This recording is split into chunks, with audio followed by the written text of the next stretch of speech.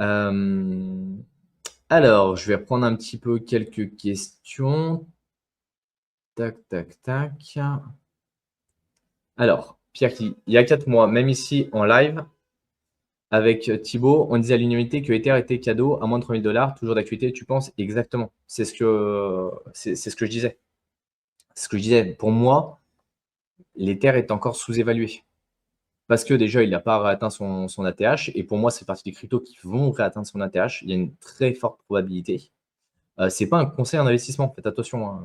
On n'est pas là à vous dire il faut acheter ça, il ne faut pas l'acheter. Faites vos propres recherches, prenez vos propres décisions. Mais moi, ça fait partie des cryptos sur lesquels je continue de faire du DCA parce que je crois profondément sur l'Ether. À des personnes qui disent qu'il est complètement mort, je vous invite vraiment à faire du fondamental dessus. On a déjà fait plein de lives et d'analyses dessus. Romain, je vais y arriver à parler. Est-il encore temps d'acheter en DCA sur le BTC, même à ce niveau de prix? Tout dépend de ton horizon de temps. C'est ce que je disais tout à l'heure. Si c'est faire du DCA pour vendre sur ce cycle-là, pour moi, tu as un ratio rendement-risque qui est plus en défaveur du risque. Si tu fais du DCA en te disant je ne vends pas ou je vendrai que dans 20 ans, oui, tu peux faire du DCA dans ces moments-là. Donc, il n'y a pas de bonne ou de mauvaise réponse sur ça. Ça dépend en fait de ton objectif. Et on est plus de 200 là en live sur YouTube parce qu'il y a un souci avec Twitter, comme je vous l'ai dit. Faites péter les likes, hein. Arrêtez de faire vos crevards. Je vous vois là, derrière vos petits claviers à pas vouloir appuyer sur le bouton de like. Je vais essayer de reprendre un peu des questions fermées. N'hésitez pas à en poser, hein. Même si des fois je ne prends pas tout. Euh, Bah voilà, bah ça, justement, ça revient sur la question. Avec la validation du stacking sur les ETF d'ici peu, avec 35 voire 40% de l'offre stackée, cela permettrait sur ce site de voir un prix de l'Ether entre 12K et 20K. Qu'en penses-tu? Alors déjà, il faut qu'ils acceptent d'un point de vue réglementaire ces produits-là. Ça, c'est une première étape. Ensuite, en termes de pourcentage de l'offre stackée, j'ai plus les montants en tête, donc, mais je crois que ces chiffres-là sont plutôt assez corrects. De toute façon, il n'y a plus d'Ether sur les plateformes centralisées. Si tu regardes les liquidités, il y en a quasiment plus. Donc oui, ça ferait un boost. Surtout, ça ferait un boost marketing. Aujourd'hui, c'est ce qui pêche un peu. Après, il y a les dernières mises à jour qui sont sorties quand même, qui ont eu un impact assez fort, avec Pectra par exemple en lice, qui diminue grandement les frais. Donc ça a aussi un impact sur le prix. Et comme on le disait, hein, sur les terres, il y a aujourd'hui deux visions. Soit c'est une réserve de valeur et donc on va avoir un prix qui va être beaucoup plus important, soit c'est une plateforme et donc le prix ne peut pas être trop important, sinon les gens vont se désintéresser de la plateforme. Ils ont besoin de l'utiliser. Avoir un prix entre 12 et 20K, peut-être au sommet. Ouais, ça me paraît cohérent. D'un point de vue statistique, ça me paraît cohérent. Après, c'est sûr que moi, j'aurais pris des profits avant. Et je vous invite à prendre des profits avant d'attendre un 12 et 20K. 20K, ça me paraît un peu haut. Après, comme je vous dis, hein, c'est possible, mais d'un point de vue probabilité, je, je remettrai en perspective beaucoup de choses. J'ai envie de prendre une formation, mais comme tu dis de ne pas vous faire confiance, j'hésite. C'est une blague. Effectivement, l'idée, c'est d'aller vous former, d'apprendre à vous former, d'apprendre des compétences, de monter, d'avoir un esprit critique en permanence. Et nous, vraiment, c'est notre vision des choses. Et j'invite les personnes qui ne nous ont jamais vus à aller voir justement notre espace de formation. On a accompagné plus de 1000 personnes. Ça fait depuis 2017 qu'on est là. Les premières vidéos, elles datent de 2018. On vous a toujours transmis énormément de connaissances, énormément d'informations. Et vous allez voir que la formation, c'est vraiment un gap d'un point de vue technique. Vous pouvez arriver avec zéro connaissance et ressortir en étant totalement autonome. Nous, on ne vous promet pas devenir multimillionnaire, on vous promet de devenir autonome et d'avoir toutes les connaissances et les compétences dont vous avez besoin. Ça, c'est vraiment le plus important. Et après, pour ceux qui, pareil, ne nous feraient pas forcément confiance, et on est prêt à l'entendre, vous avez une garantie satisfait ou remboursée de 14 jours et ce n'est pas une garantie légale. J'aime bien le rappeler parce que beaucoup de personnes disent oui, mais vous êtes obligé de faire ça. Non, on n'est pas obligé de faire ça. On n'est pas en France. On fait ce qu'on veut, vraiment. Je vous le répète, comme sur la chaîne YouTube, on fait vraiment ce qu'on veut. Et pourquoi on a fait ça? Tout simplement parce que certaines personnes, des fois, ne savent pas si c'est vraiment pour elles. Et si vous avez un doute, vous savez quoi? Nous, on est dispo, on est accessible au téléphone. Vous avez pareil, un lien dans la description. Vous prenez rendez-vous avec nous, c'est gratuit. On prend notre temps. Par contre, soyez présents, s'il vous plaît. Ne faites pas ça. Ne vous pointez pas parce que si on prend du temps pour vous, c'est pour échanger avec vous. Et vous pouvez nous poser toutes les questions dont vous avez besoin. Et on répondra. Et si on ne peut pas vous accompagner, si on n'a pas quelque chose d'utile est pertinent à vous proposer, on vous dira qu'on ne peut pas vous accompagner. On n'est pas là, on ne vit pas de ça, vraiment.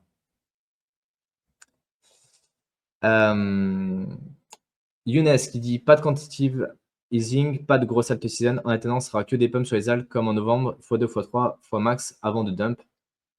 Je pense que c'est ce qui nous attend, la fin mai jusqu'à fin juin. T'en penses quoi?»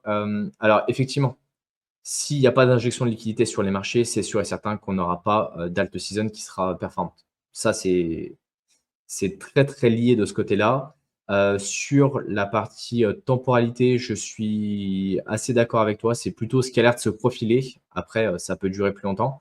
En fait, il faut voir ce que va faire la Fed. On est tous un petit peu à attendre ça. Il y avait les 90 jours aussi, des tarifs douaniers de Trump qui vont bientôt arriver à expiration. J'ai plus la date, en tête, qui vont avoir un impact.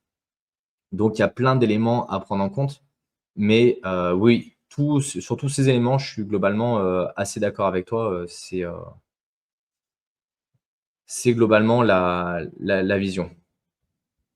C'est la vision qu'on en a et qu'on vous partage avec Thibaut déjà depuis un certain temps, hein. On se le cache pas. Et l'idée, comme je vous le dis, c'est toujours très important, c'est pas d'avoir raison, c'est de gagner de l'argent. On est là pour gagner de l'argent, on n'est pas là pour avoir raison. J'ai vu d'autres influenceurs qui ont un peu retourné leur veste suite à ce qu'ils avaient dit en début d'année. C'est comme ça et c'est pour ça qu'on vous invite toujours à faire vos propres recherches et mettez toujours en contradiction ce qu'on va raconter, hein.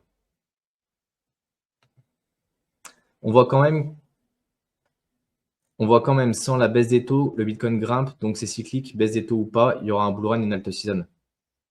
Aujourd'hui, on n'a pas une décorrélation. Aujourd'hui, c'est utopique de dire qu'on a une décorrélation entre les marchés financiers traditionnels et le cours des cryptos. C'est pas vrai. Je t'invite vraiment à regarder, tu regardes la M2 et le cours du BTC. C'est ultra lié. Donc non, on n'aura pas. On aimerait bien, et je serais le premier à vous dire que j'adorerais avoir un secteur des cryptos qui est complètement décorrélé par rapport au marché financier. La réalité, c'est que les personnes qui ont des capitaux importants, le secteur des cryptos étant beaucoup plus risqué, quand il y a une incertitude sur les marchés financiers, qu'est-ce qu'ils font? Ils vont récupérer leur argent, ils récupèrent sur les supports les plus risqués. Et les supports les plus risqués, c'est quoi? C'est la crypto. Donc on a une baisse, du marché des cryptos. Donc non. Non, non, pour moi, c'est pas du tout mon avis et vraiment si tu as des arguments à proposer contre, je suis prêt à les entendre, hein. On n'est pas comme ça. Mais, heu, c'est le cas. Est-ce que le cycle peut aller plus loin, même en cas de quantitative tightening? Hem, oui, mais on n'aura pas des belles performances. Oui, oui, on aura, je pense, un cycle, mais, pas des belles performances et le problème, c'est que c'est une première historique sur le marché des cryptos. Donc c'est que de la supposition. Mais comme je vous dis, il faut injecter des capitaux. C'est plus simple de faire bouger un marché avec un BTC qui vaut 10 $, de le faire monter à 500 que de passer un BTC de 100 000 à 500 000 $. C'est pas la même quantité de liquidité qu'il faut injecter. Et donc c'est pareil, passer un Ether, de, quelques centimes lors de l'ICO à plusieurs milliers de dollars, ensuite de quelques milliers de dollars à plusieurs et d'aujourd'hui de 2 000 $ à, on va dire, allez, 12 000 $, 15 000 $, c'est pas les mêmes quantités de liquidité qu'il faut injecter. Donc, si on est en quantitative tightening, ça va peut-être repousser. Pour moi, si on est sur cette politique-là, on va avoir un cycle qui va être beaucoup plus long. Les cycles de 4 ans, ça ne me surprendrait pas qu'ils soient cassés. Mais vraiment, aujourd'hui, on est toujours dans les flots, mais ça ne me surprendrait pas qu'ils soient cassés et il faut absolument que vous intégriez cette stratégie-là. Se dire: «OK, si l'alt season, elle est mi-2026. Qu'est-ce qui se passe pour moi?» Moi, personnellement, l'alt season, elle est mi-2026. Très bien, j'ai aucun souci avec ça. Parce que plus les marchés vont mûrir, plus les marchés ont tendance à se lisser. Et on l'a vu là tout à l'heure au début du live, que les corrections sur le BTC, elles diminuent avec le temps. Et je vous ai même pas pris les premiers cycles, mais elles diminuent avec le temps. Parce que le marché mûrit, il évolue, donc il y a moins de volatilité sur les cryptos principales. Et si on prend les marchés financiers, certaines personnes disent: «Oui, mais c'est une bulle, ça va éclater, il n'y en aura plus». Bon, je pense que vu l'utilité des cryptos et vu l'adoption qui, au fur et à mesure du temps avec les ETF et autres, on est loin de parler d'une bulle. Après, je ne dis pas que toutes les cryptos servent à quelque chose. 99,9% des cryptos sont à jeter, c'est de la poubelle, elles servent strictement à rien. Donc, il y a tous ces aspects-là qui sont à prendre en compte. Après, dire qu'il n'y aura plus jamais de cycle, c'est pareil, c'est pour moi une erreur. tout marché financier, quel qu'il soit, a des cycles qui sont plus ou moins longs. Un marché en finance traditionnelle, c'est plutôt une vingtaine d'années. Les cycles en crypto sont ultra courts pour l'instant. 4 ans, c'est super court. Pour vous, ça vous paraît long, mais parlez à n'importe quelle personne qui a fait de l'analyse financière pendant des années, il va vous dire c'est très court. Donc, on est un cycle qui s'étend beaucoup plus et on le voit, l'impact du halving est quasiment de plus en plus inexistant. Et plus ça avance avec le temps, plus on s'aperçoit de cette corrélation justement avec les marchés financiers traditionnels. Benjamin qui dit: «Et s'il a fait d'augmenter ses taux au lieu de les baisser pour faire face à la crise obligataire japonaise?» Heu, pour l'instant, c'est pas ce qui en est, c'est pas ce qui en est donné, en fait. C'est pas ce qui en est donné. Donc à voir. Ça serait un retournement de situation qui serait assez inattendu. En tout cas, ça ne matche pas aujourd'hui avec les discours qui portent. Fabius qui dit: «Bonjour, est-ce que le vrai cycle va commencer dans le début quantitative tightening easing obligatoirement?» Mais le cycle, il a déjà commencé. Le BTC, si on regarde le cours du BTC, attendez que je vous reprenne un peu pour avoir des chiffres exacts. Le BTC, si on prend ne serait-ce que sur ce cycle-là, il était à 17 000 $. Allez, on va prendre la grande période, 17-20 000 $. Aujourd'hui, il a 110 000. Si vous appelez pas ça un début de cycle financier ou en tout cas une partie du cycle financier, c'est que vous êtes rentré beaucoup trop tard en fait. Là, il y a déjà des super performances. Un produit financier qui fait un x5 entre. Je vais vous partager mon écran parce que sinon vous allez me dire oui, mais je vois pas. Bon, je vous partage mon écran et je mettrai le commentaire. Regardez, la partie 20 000 $, hein, on était là pendant ce temps-là et on vous en parlait du BTC. Hein, vous avez qu'à regarder les vidéos et les lives. Entre, allez, janvier 2023 et 100 000, ça fait, il y a eu un an. Allez, pardon, 2 ans. Quel produit financier fait un x5 en étant le produit financier le plus important du marché, fait un x5 en 2 ans? Il n'y en a pas. La crypto reste l'accélérateur financier le plus important. C'est juste démentiel en fait. Pour faire un x5 sur des marchés financiers traditionnels, vous êtes obligé de prendre des risques qui sont démesurés. Un x5 en 2 ans, c'est que vous allez acheter des actions de start-up ou ce genre de choses. Ou des small caps dans des pays en voie d'émergence. Mais le SP500, il n'a pas fait un x5 en 5 ans, en fait. Donc, le marché, il est déjà lancé. Il a déjà pris. Après, si vous regardez effectivement uniquement la partie Ether, on va la regarder. Hop. La partie Ether, elle a déjà fait un 1600. Regardez, on est déjà passé. Je ne prends pas les plus bas hein, pour éviter parce qu'on n'extrait jamais totalement toute la performance. Je ne prends même pas le plus haut. Vous voyez, elle a déjà fait un x2. Un x2, pareil, en 1 an et demi, 2 ans. Même les performances qui sont de l'Ether qui sont dégueu, vraiment, j'ai les annonces officielles sur de la crypto, j'ai fait un x2. Donc on ne peut pas dire qu'il n'y a pas de cycle en fait et qu'il n'a pas commencé, qu'on n'est pas dans un bull run. Après, ce que vous attendez, c'est la phase euphorique. La phase euphorique, elle est beaucoup plus courte et elle est beaucoup plus condensée. Si on regarde cette partie purement euphorique, elle dure en général quelques mois.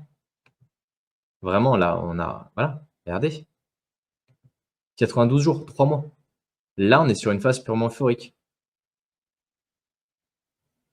Donc faites attention, c'est important d'employer les bons termes. Je sais que des fois, je suis un peu embêtant sur ça, mais c'est hyper important. J'ai arrêté pour mon ménage pour te mettre un like. C'est génial, merci beaucoup, ça fait plaisir.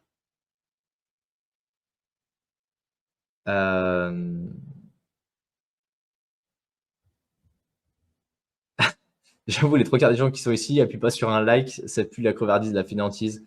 Ouais, mais c'est comme ça, c'est comme ça. On le sait, mais on le sait. Inès, merci pour tout, ça fait plaisir. Merci à vous d'être présents, ça nous fait plaisir d'être là tous ensemble. Skymet, la mode des BTC Treasury arrive, de Blockchain Group intégrera le 440. Oui, oui, il y a de plus en plus de structures financières qui commencent à intégrer. Du fait que maintenant ça soit plutôt bien régulé, la partie BTC, je parle, c'est beaucoup plus simple de l'intégrer en trésorerie. En France, ça reste quand même encore un peu galère, mais ça se fait de mieux en mieux et ça, moi j'y crois. Pour moi, c'est des choses qui sont très bons en termes d'indicateurs.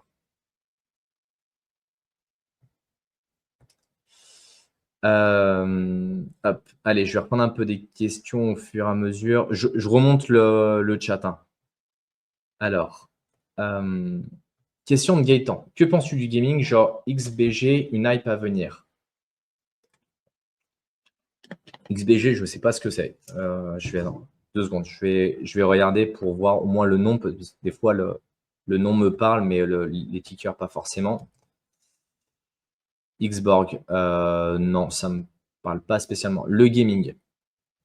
Alors, vaste sujet, vaste sujet, je vais essayer de faire ça assez simple. Mais pour faire très simple, de mon côté, je crois profondément au gaming. Mais parce que je suis un ancien gamer, j'ai joué pendant des années à WoW. C'était une phase de ma vie qui était très importante. Thibaut aussi était un très gros gamer. J'ai arrêté un petit peu avec le temps. Donc, je connais assez bien ce secteur et je vois les problématiques. Et par exemple, si on prend ne serait-ce que ce jeu-là, il y en a plein d'autres. Les comptes se vendaient déjà à l'époque sur des places de marché un peu marché noir. Et il y avait des comptes qui valaient plusieurs centaines d'euros.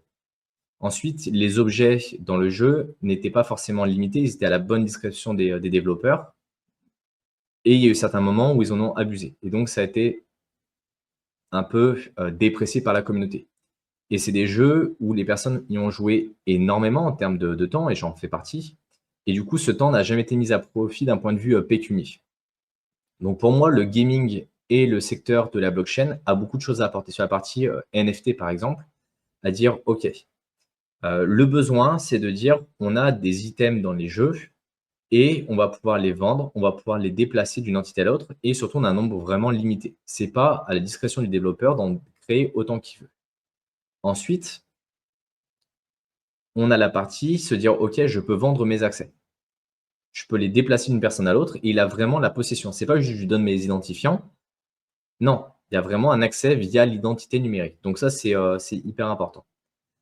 Après, ce que je reproche beaucoup à ce secteur-là, c'est qu'en fait, il y a une fracture aujourd'hui entre les éditeurs de jeux vidéo qui apportent vraiment de la qualité. Vous prenez des éditeurs comme Ubisoft Montréal, qui a produit un nombre de licences très connu qui est incalculable. Il y a d'autres gros studios. Je ne suis pas un expert dans les studios de développement, mais il y en a quand même un certain nombre qui sont assez bons, qui, s'ils passent sur ces modèles-là, vont se retrouver à, euh, à perdre une bonne partie de leur argent et surtout, pour qu'ils puissent intégrer pleinement ce secteur de la blockchain, il faut déjà qu'ils aient des connaissances, qu'ils aient des développeurs en interne qui maîtrisent ces sujets-là. Et surtout, il faut qu'ils rendent ça beaucoup plus transparent. Parce qu'aujourd'hui, les personnes qui ont commencé à développer sont venues du secteur de la crypto. Et donc, ils ont développé pour moi, c'est des plateformes de DeFi gamifiées. C'est même pas des jeux vidéo. Là, on commence à avoir les premiers. Il y a une série de jeux qui commence à arriver, qui sont des vrais jeux AAA en termes de graphisme, en termes de gameplay, mais qui manquent encore d'adoption parce qu'il y a encore un peu ce frein technique et le modèle économique derrière est très compliqué à gérer. Parce qu'un modèle économique qui est mal géré dans un jeu crypto, bah, tu flingues l'intégralité du jeu. Alors qu'un modèle économique qui est mal géré dans un jeu traditionnel, c'est le studio qui est flingué derrière. Donc je pense qu'il y a beaucoup de choses à venir. La hype, elle n'est pas encore présente. On en a eu une à une certaine époque. Ça a évolué. Il y a, pour moi, différents niveaux d'investissement dans le secteur du gaming. Soit vous investissez sur la partie infrastructure. Je suis un tech, c'est plutôt cette partie-là, moi, qui m'intéresse. C'est-à-dire que vous avez des sous-couches qui vous permettent de faire véhiculer et de permettre d'émettre des jeux vidéo sur ces blockchains-là. Pour moi, c'est la partie que je préfère, c'est la partie la moins sexy, et c'est la partie qui potentiellement aura le moins de rendement, mais c'est une partie qui est beaucoup plus sûre d'un point de vue investissement. Ensuite, tu vas avoir tout ce qui est studio de jeux de développement, qui va apporter des produits. Il y en a plusieurs. Il y a Galaxy Game de mémoire, UOS, si je dis pas de bêtises, qui vont permettre d'avoir des places de marché aussi plus ou moins centralisées, qui vont permettre de développer des jeux vidéo. Après, tu vas avoir les jeux vidéo en eux-mêmes, qui vont avoir leur propre économie, leur propre token, qui vont proposer souvent aussi des marketplaces, Et c'est là aujourd'hui où je reproche un petit peu cette vision-là, c'est que chaque jeu vidéo va avoir sa propre marketplace parce que c'est là où ils gagnent de l'argent. Alors qu'en fait, si on veut vraiment bien développer les choses d'un point de vue blockchain et évolutivité, il vaudrait mieux qu'il y ait une marketplace qui soit partagée entre tous les jeux vidéo et qu'on puisse passer un actif d'un jeu à l'autre. Après, au sein des jeux vidéo, on a les différents items, que ce soit des personnages, que ce soit des objets, que ce soit un tas de choses. Et après, il y a tous ces modèles économiques dessus. J'ai écrit un bouquin sur la NFT, j'en parlais déjà à l'époque. On disait qu'il était possible, et je vous expliquais comment il était possible, de mettre en location, par exemple, vos personnages pour qu'ils vous rapportent de l'argent. Vous avez un personnage avec lequel vous avez joué pendant plusieurs mois, vous avez tout un équipement, vous avez tué des dragons. Vous allez prêter votre personnage, vous allez louer directement via des smart contracts, et on va vous donner de l'argent en échange. On va vous donner soit des items dans le jeu, soit directement de l'USDC, de l'USDT et autres. Et donc, il y a aujourd'hui des modèles économiques qui se développent sur ça. Et ça m'intéresse de manière assez importante, mais par contre, le niveau de risque n'est pas le même sur posséder un personnage dans un jeu que de posséder une partie d'infrastructure. Et après, ce token dont tu parles, je ne sais pas ce que c'est, donc je ne pourrais pas t'en parler plus en détail. Mais voilà ma vision des choses sur la partie gaming.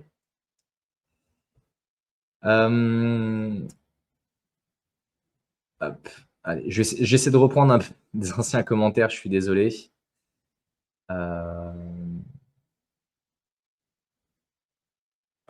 Tiens, question d'Alban qui est très intéressante parce que je sais que beaucoup de personnes ont du mal avec ça. Sur les prix et les estimations. Là, l'idée, c'est pas de vous donner la méthodologie parce qu'en fait, la méthodologie, on l'explique nous dans l'accompagnement, on en parle dans Crypto Investisseur et on vous donne nos propres targets, ce qui vous permet d'avoir des éléments qui sont plus factuels. Mais il y a plusieurs moyens en fait de calculer tout ça. La première, déjà, c'est votre prix d'entrée, qui est hyper important parce qu'on ne va pas avoir les mêmes targets. Mais si on se dit, OK, on prend par rapport au prix actuel et les targets maximales potentielles.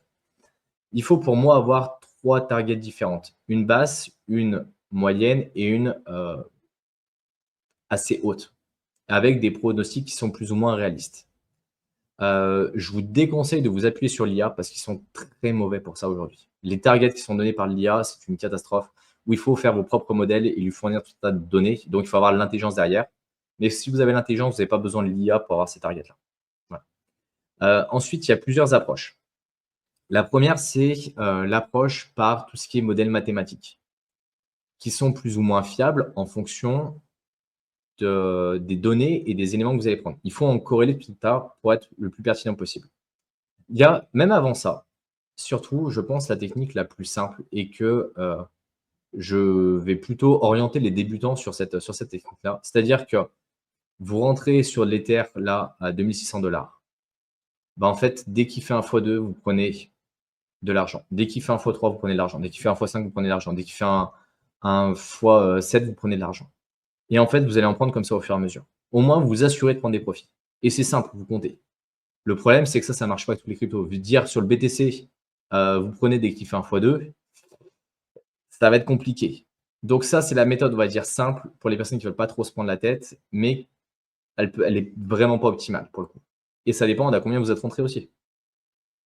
Ensuite, comme je dis, il y a tous les modèles mathématiques. Et là, il y a plein de modèles qu'on peut faire avec des estimations où on peut se dire, OK, ça peut arriver vers ces éléments-là. Et après, il y a tout ce qui est calcul via comparaison en disant, OK, si l'Ether détient tant de pourcentage du marché aujourd'hui, qu'il est valorisé à tant, si par exemple le BNB qui est… Alors le problème du BNB, c'est qu'il est un peu biaisé, mais on va… Allez, le EGLD, il arrive à prendre 1% de l'effet de réseau, du réseau de l'Ether en termes de nombre d'utilisateurs et en termes d'utilisation, ça représentera à peu près cette valeur. Et il y a plusieurs outils qui vous permettent de calculer ces éléments-là en disant si ça prend tel pourcentage de ce réseau-là, on obtient tel montant. Ce qui vous permet d'avoir des targets qui sont beaucoup plus réalistes. Il y a les effets de réseau, il y a le nombre d'utilisateurs, il y a le nombre d'applis, il y a les injections qui sont dessus. Et je pense qu'il vaut mieux être toujours un peu plus pessimiste que d'être trop optimiste. Et comme ça, de ce côté-là, tu ne seras pas déçu. Mais voilà en tout cas ma vision des choses. Et pour ceux qui ne le savent pas et qui se disent « Ok, j'ai les connaissances et les compétences, mais je ne sais pas trop comment le calculer », soit formation si vous manque encore des compétences, soit l'accompagnement, coaching de groupe, où là, nous, on vous aide, on vous aiguille, on vous donne notre vision des choses et on vous présente, nous, nos seuils, comment on les a calculés et comment faire.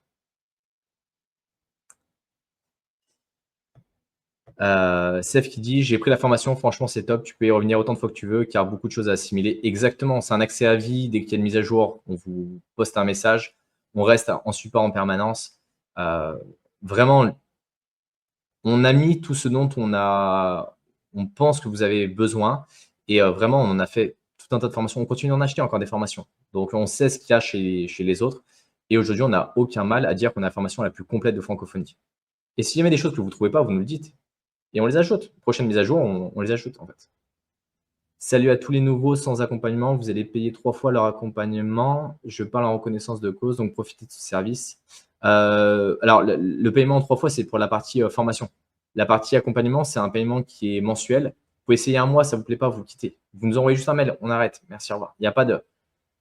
C'est souple, vraiment. Chez nous, vous allez voir, hein, il n'y a pas de problématique de ce côté-là.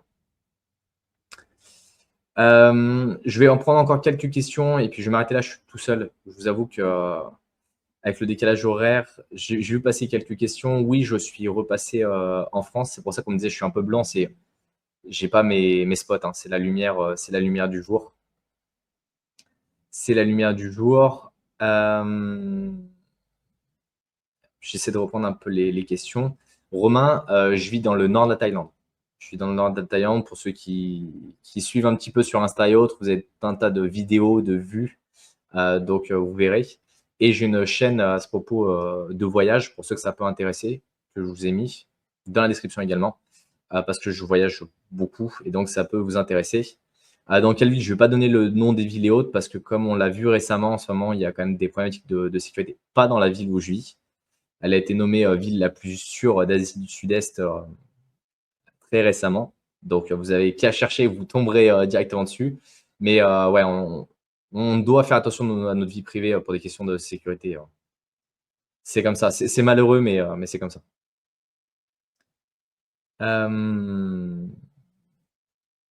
Pierre qui dit: «J'ai le sentiment peut-être d'être biaisé. Il y a tellement de holders long terme institutionnels que les déversements vers les Alpes ne va pas être violent. Mes sentiments n'est pas très factuel».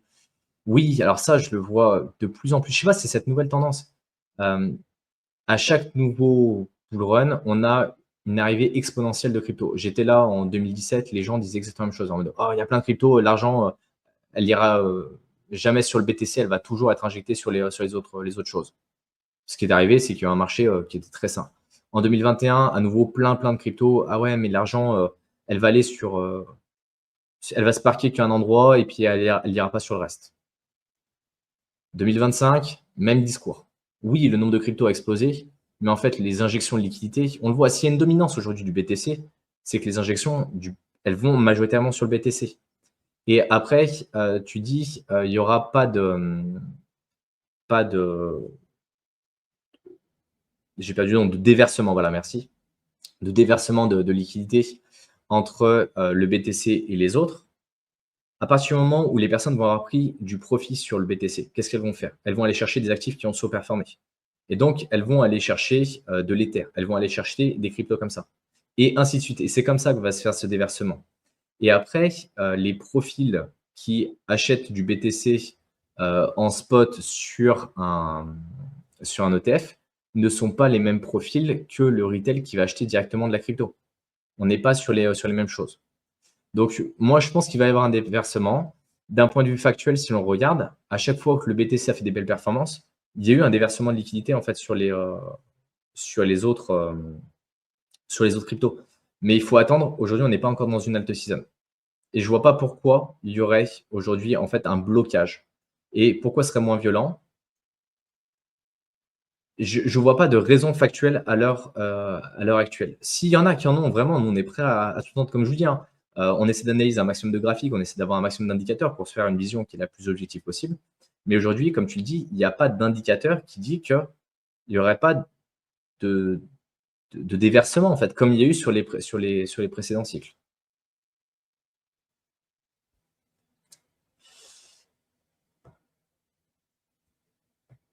Sébastien qui dit: «Tu prends ton temps pour nous informer, un like, il est la moindre des choses». Ouais, mais il y a beaucoup de personnes, c'est dur, hein, ça leur coupe le pouce d'appuyer sur le like.